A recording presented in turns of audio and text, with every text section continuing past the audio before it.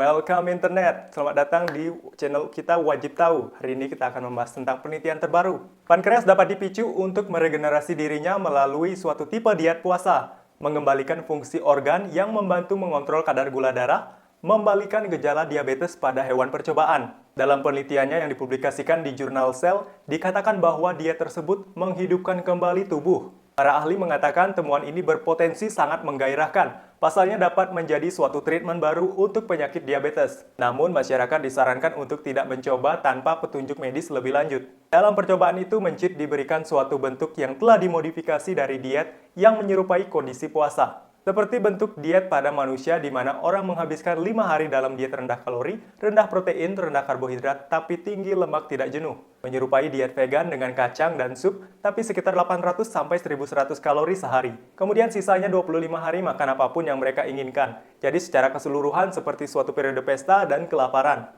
Penelitian sebelumnya sudah mengindikasikan bahwa hal ini dapat memperlambat laju penuaan.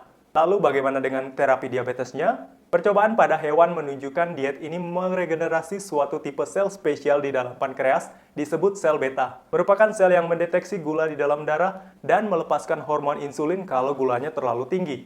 Dr. Valter Longo dari University of Southern California mengatakan, kesimpulan kami adalah dengan mendorong mencit ke suatu kondisi ekstrim, lalu mengembalikannya dengan cara membuat mereka kelaparan dan kemudian memberinya makan, sel di dalam pankreas akan terpicu untuk menggunakan suatu jenis developmental reprogramming membantu kembali bagian dari organ yang sudah tidak berfungsi. Terdapat manfaat pada keduanya baik diabetes tipe 1 dan 2 pada percobaan mencit.